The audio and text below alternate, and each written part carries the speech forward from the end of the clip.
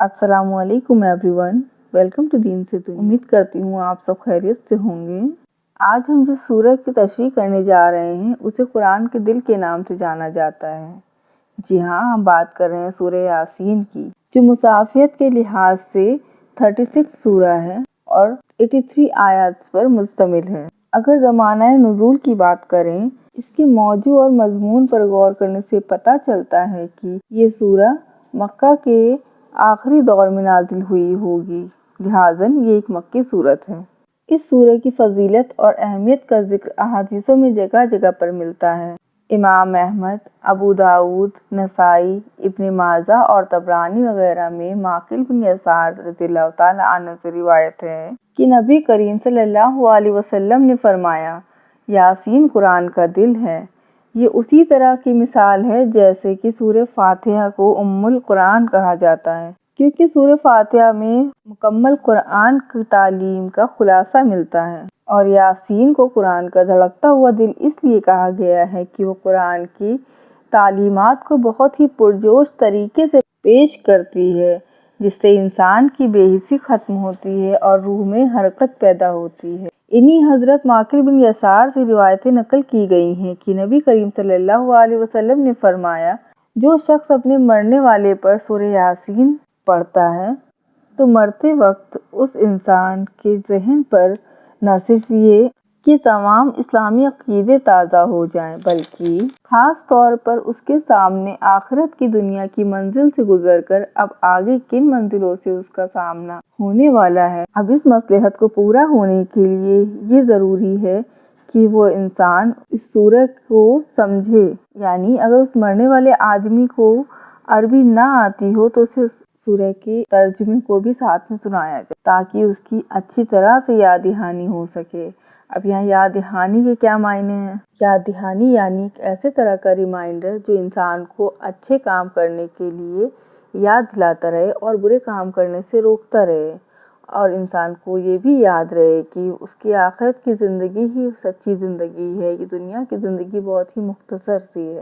अगर शॉर्ट में सूरह के पैगाम को समझने की कोशिश करें तो पता चलता है कि ये सूरह कुरान की हक़ानियत यानी सच्चे होने की और नबी करीम सल्लल्लाहु अलैहि वसल्लम की रिसालत को तस्लीम करने से शुरू होती है। और इस सूरह का मकसद कुरैश के गैर मुस्लिमों को मोहम्मद सल्लल्लाहु अलैहि वसल्लम की नबूवत पर ईमान ना लाने और जुल्म करने के अंजाम से डराना है। इसमें इनकार करने वालों को बार बार वार्निंग्स देने के साथ साथ दलीलें देकर समझाया भी गया है। ये दलीलें 3 बातों पर मुश्तमिल हैं। एक तो तौहीद पर, जिसमें कायनात की निशानियों की बेहतरीन मिसालें दी गई हैं उनके लिए जो अक्ल से काम लेते हैं, और दूसरी आखिरत पर, जिसमें इंसान को अपने आमाल पर गौर करने की क़यामत के मंजर से भी डराया गया है, और तीसरा आप सल्लल्लाहु अलैहि वसल्लम के पैगंबर होने के सच पर, इस बात पर कि आप सल्लल्लाहु अलैहि वसल्लम तबलीग में ये सारी मुसीबतें सिर्फ बेगरज होकर बर्दाश्त कर रहे हैं।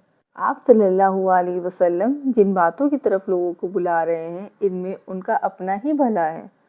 इन दलीलों को इतनी पुरजोश तरीके से डांट फटकार कर कहा गया है ताकि इनकार करने वालों के दिलों के ताले टूटें और जिनके अंदर हक को कबूल करने की थोड़ी सी भी सलाहियत हो वो असर लिए बिना ना रह सकें। तो चलिए आयत नंबर 1 से शुरू करते हैं। आऊज़ु बिल्लाहि मिनश शैतानिर रजीम, बिस्मिल्लाहिर रहमानिर रहीम। यासीन। अब यासीन के क्या मायने हैं, इसके बारे में मुफस्सिरीन के बीच इख्तिलाफ है। कुछ मुफस्सिरीन का कहना है इसका मतलब है ए इंसान या ए आदमी, और कुरान की तफसीर लिखने वाले कुछ आलिमों ने इसे या सैयद की मुख्तसर शक्ल भी बताया है। इसका मतलब ये अल्फाज नबी करीम सल्लल्लाहु अलैहि वसल्लम के लिए कहे गए हैं। यासीन वल कुरानिल हकीम। अब यहाँ देखिए, जब किसी लफ्ज़ के पहले वाव लाम के साथ आता है इसके मायने हो जाते हैं उस लफ्ज़ की कसम उठाई गई है। यहाँ कुरान के आगे लफ्ज़ आया है वल कुरानिल हकीम, यानी हिकमत भरे कुरान की कसम। इन्नका लमिनल मुरसलीन।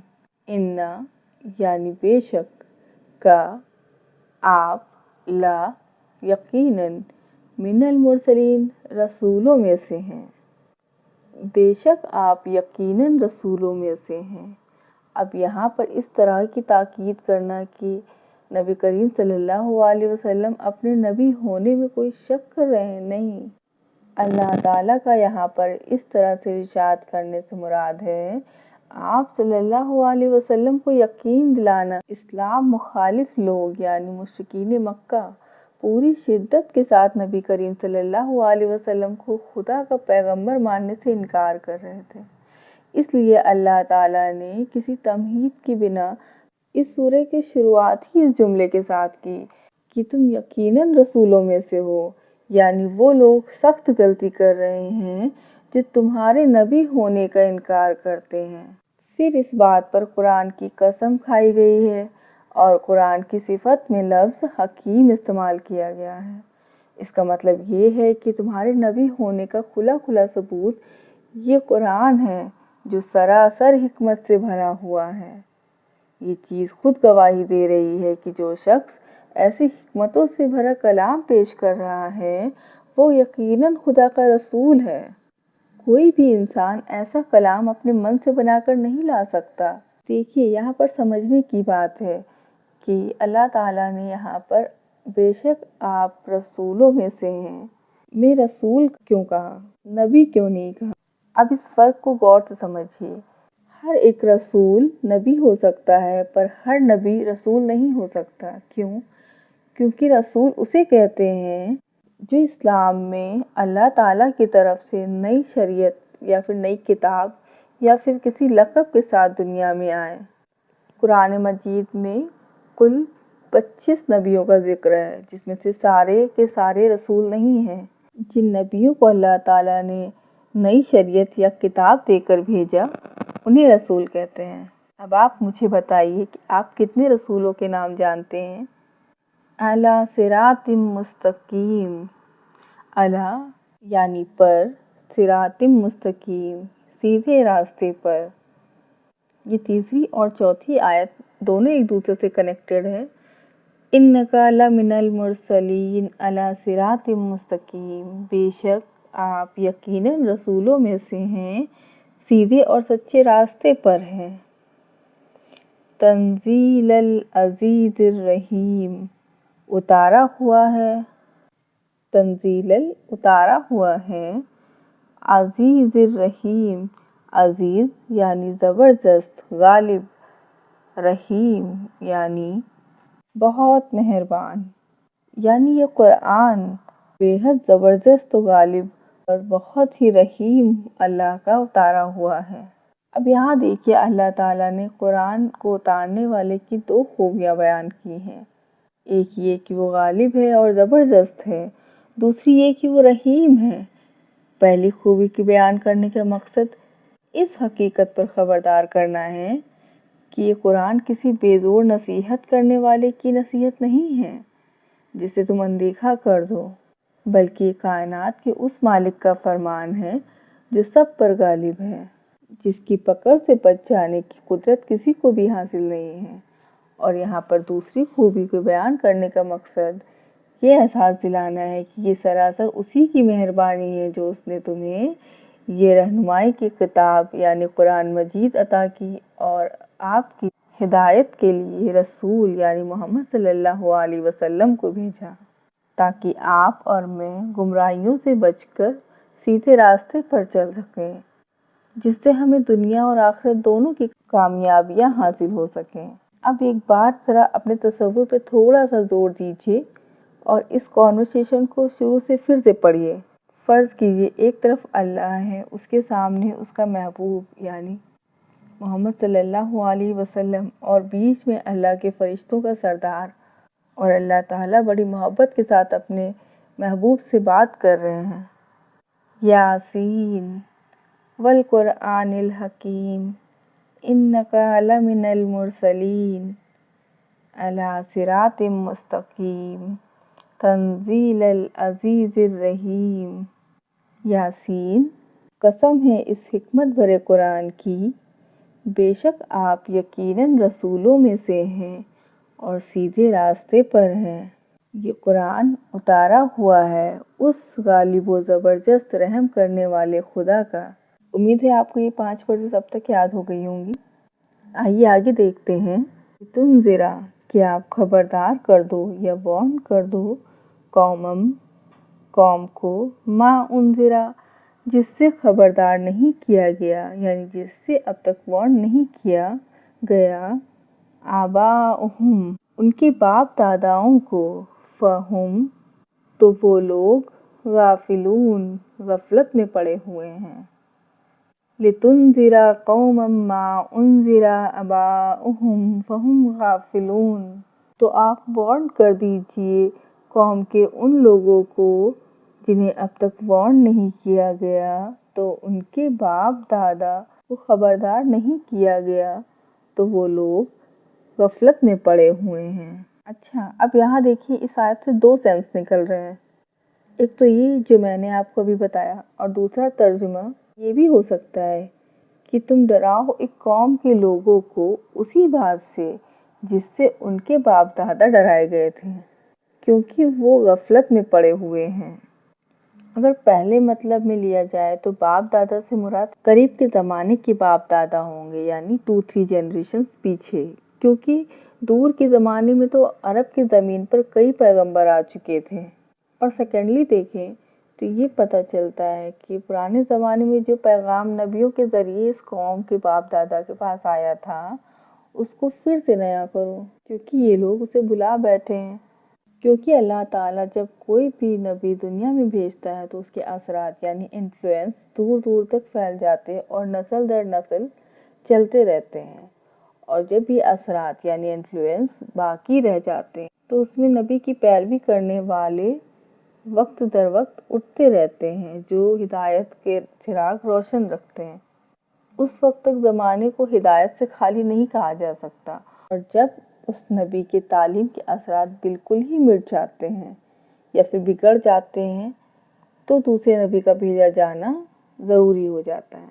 عرب کی زمین پر نبی کریم صلی اللہ علیہ وسلم کے رسول بنائے جانے سے پہلے حضرت ابراہیم علیہ السلام، حضرت اسماعیل علیہ السلام اور حضرت شعیب علیہ السلام پہلے ہی آ چکے تھے، اور حضرت موسیٰ علیہ السلام اور عیسیٰ علیہ السلام کی تعلیم کے اثرات ہر طرف پھیلے ہوئے تھے، اور وقت وقت پر ایسے لوگ اس قوم میں اٹھتے رہے تھے یا کہیں نہ کہیں باہر سے آتے رہے تھے کہ ان کے اثرات کو تازہ کر دیتے تھے۔ اثرات بالکل مٹنے کے قریب آ گئے، تعلیمات کا جو اصل مقصد تھا اس میں فیر بدل ہو گیا، تب اللہ نے نبی کریم صلی اللہ علیہ وسلم کو بھیجا اور ایسا انتظام کیا کہ آپ صلی اللہ علیہ وسلم کی ہدایت کے اثرات نہ مٹ سکتے ہیں اور نہ ہی بگاڑے جا سکتے ہیں۔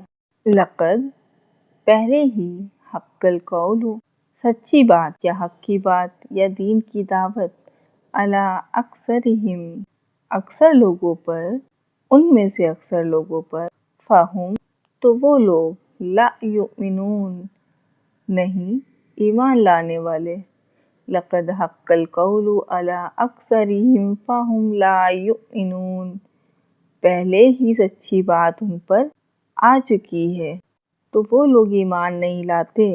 اب یہاں اس آیت میں ان لوگوں کا ذکر ہے جو نبی کریم صلی اللہ علیہ وسلم کی دین کی دعوت کے مقابلے میں ضد اور ہٹ دھرمی یعنی بے حسی اور لاپرواہی سے کام لے رہے تھے، اور جنہوں نے طے کر لیا تھا کہ آپ صلی اللہ علیہ وسلم کی بات کو ہرگز نہیں مانیں گے۔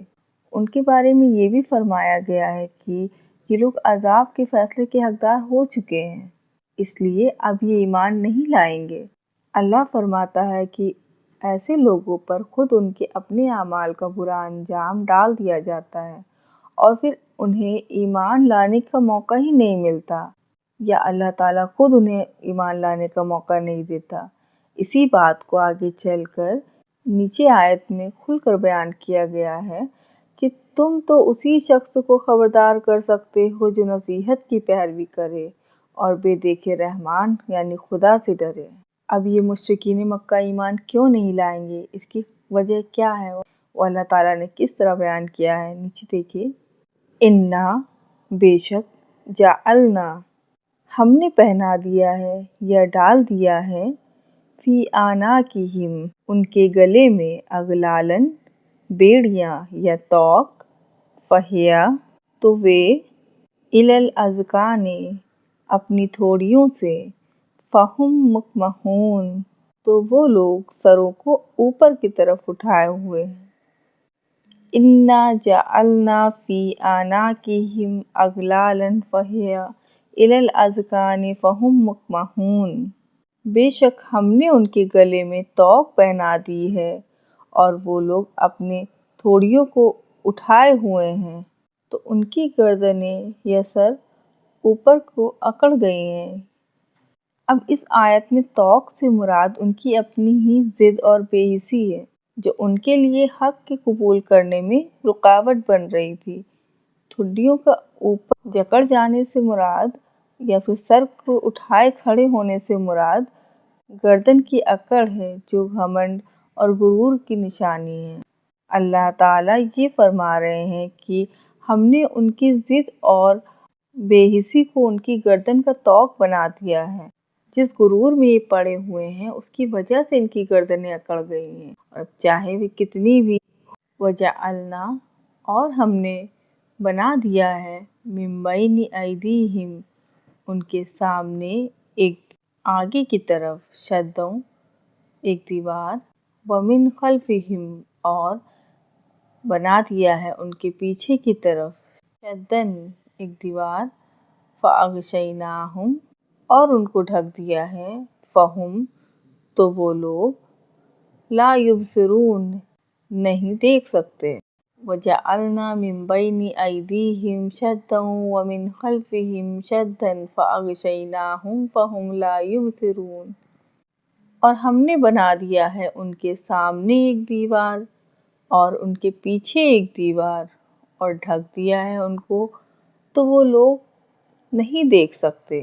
اب یہاں ایک دیوار آگے اور ایک دیوار پیچھے کھڑی ہونے سے یہ مطلب ہے کہ اسی غرور اور ضد کی وجہ سے یہ لوگ نہ پچھلے نبیوں سے سبق لے رہے ہیں اور نہ ہی مستقبل میں اپنے اعمال کے نتیجوں پر غور کر رہے ہیں۔ ان کی خود کی غلط فہمیوں نے ان کی آنکھوں پر ایسے پردے ڈال دیے ہیں کہ انہیں وہ کھلی کھلی سچائیاں نظر ہی نہیں آ رہی ہیں جو کسی بھی نیک طبیعت رکھنے والے انسان کو صاف صاف نظر آتی ہیں۔ وَسَوَاءٌ عَلَيْهِمْ اور سب ایک جیسا ہے ان کے لیے، أَأَنذَرْتَهُمْ انہیں وارننگ دے دو، أَمْ لَمْ تُنذِرْهُمْ چاہے وارننگ نہ دو، لا یؤمنون نہیں لائیں گے ایمان۔ وَسَوَاءٌ عَلَيْهِمْ أَنذَرْتُمْ أَمْ لَمْ تُنذِرْهُمْ لَا يُؤْمِنُونَ یہ سب ایک جیسا ہے ان لوگوں کے لیے، چاہے آپ انہیں وارننگ دیں یا پھر نہ دیں، وہ ایمان نہیں لائیں گے۔ یہ کن کا ذکر ہو رہا ہے؟ مشرکین مکہ کا، جو آپ صلی اللہ علیہ وسلم کو جھٹلا رہے تھے۔ اب یہاں اس کا یہ مطلب بالکل نہیں ہے یہ تبلیغ کرنا اور دعوت دینا بیکار ہے، بلکہ اس کا مطلب یہ ہے کہ آپ کی تبلیغ ہر خاص و عام تک پہنچتی ہے۔ ان میں سے کچھ لوگ وہ بھی ہیں جن کا ذکر اوپر ہوا ہے تو کچھ لوگ ایسے بھی ہیں جن کا ذکر آگے کی آیت میں آئے گا۔ اگر آپ کا واسطہ پہلی قسم کے لوگوں سے پڑے تو ایسے مخالفین کو درگزر کیجیے، ان کے پیچھے نہ پڑیے، مگر ان کے اس رویے سے آپ کو مایوس بھی نہیں ہونا ہے اور اپنی تبلیغ کو جاری رکھنا ہے، کیونکہ آپ نہیں جانتے کہ انسانوں کی اس بھیڑ کے درمیان میں وہ بندہ کون سا ہے اور کہاں ہے جو نصیحت قبول کرنے والا ہے اور خدا سے ڈر کر سیدھے راستے پر آنے والا ہے۔ آپ کی تبلیغ اور دعوت کا اصل مقصد اسی دوسری طرح کے انسانوں کو تلاش کرنا اور انہیں چھانٹ چھانٹ کر نکالنا ہے۔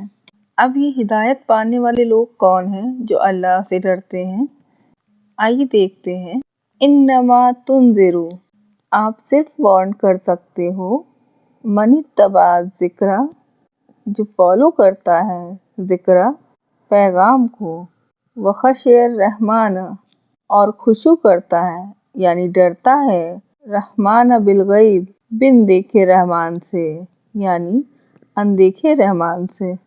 इन्नमा तुनज़िरु मन इत्तबा ज़िक्र व खशियर रहमान बिलगैब, यानी आप तो सिर्फ वार्न कर सकते हैं उसको जो पैगाम को फॉलो करता है, यानी आप सल्लल्लाहु अलैहि वसल्लम की दावत को फॉलो करता है और डरता है बिन देखे रहमान से, यानी अल्लाह ताला से।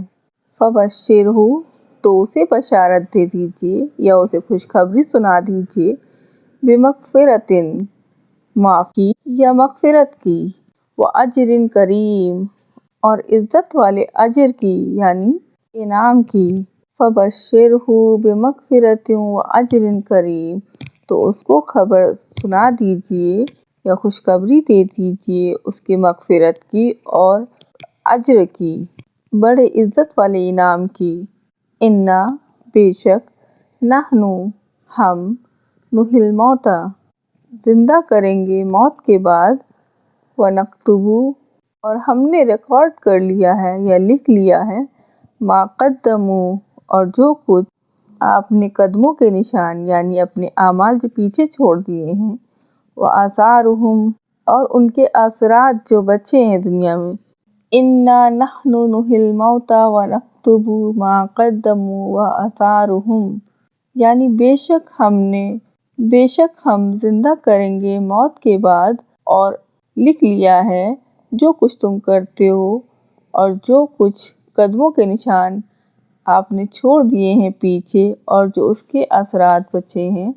वकुल्ला शैइन, और वो सब कुछ, वो हर चीज़, अहसैनाहु, नोट कर लिया है, फी इमामिन मुबीन, किताब या रजिस्टर में साफ साफ, मुबीन यानी क्लियर, साफ साफ। वकुल्ला शैइन अहसैनाहु फी इमामिन मुबीन, और हर वो चीज़ नोट कर ली है एक रजिस्टर में साफ साफ। अब यहाँ इस आयत से ये मालूम हुआ कि इंसान के अमाल नामे में 3 तरह की बातें नोट की जाती हैं। एक, ये कि हर शख्स जो कुछ भी अच्छा या बुरा अमल करता है वो अल्लाह के रजिस्टर में लिख लिया जाता है, और दूसरी, इसके अपने ख्यालात और नीयतों और इरादों की पूरी दास्तान उसके जहन की तख्ती पर लिखी नज़र आएगी, और उसके एक एक अच्छे और बुरे अमाल और उसकी तमाम हरकतें और काम की तस्वीरें सामने आ जाएंगी। तीसरी और ख़ास बात, अपने मरने के बाद अपनी आने वाली नस्ल पर, अपने मुआशरे पर और पूरी इंसानियत पर अपने अच्छे बुरे अमाल के जो भी असरात यानी इन्फ्लुएंस को छोड़ गया है, वो जिस वक्त तक और जहाँ जहाँ काम करते रहेंगे वो सब के अमाल नामे में लिखे जाते रहेंगे। एक इंसान जब अपनी ज़िंदगी में अपनी औलाद को जो कुछ भी अच्छी या बुरी तरबियत देगा, अपने माशरे में या अपनी सोसाइटी में भी जो भलाइयाँ या बुराइयाँ भी उसने फैलाई होंगी और इंसानियत के हक़ में जो फूल या कांटे भी उसने बोए होंगे, उन सब का पूरा रिकॉर्ड उस वक्त तक तैयार किया जाता रहेगा जब तक उसकी लगाई हुई ये फसल दुनिया में अपने अच्छे या बुरे फल देती रहेगी। आगे की आयतों में उन 3 नबियों का जिक्र है जिन्हें अल्लाह ताला ने एक कौम की तरफ हिदायत के लिए भेजा था, पर उन बस्ती वालों ने उन्हें झुटलाया। इसे इंशाअल्लाह हम अपने नेक्स्ट पार्ट में कंटिन्यू करेंगे। Thank you so much for watching my videos. Please do like, share and subscribe to my channel. Assalamu alaikum wa rahmatullahi wa barakatuh.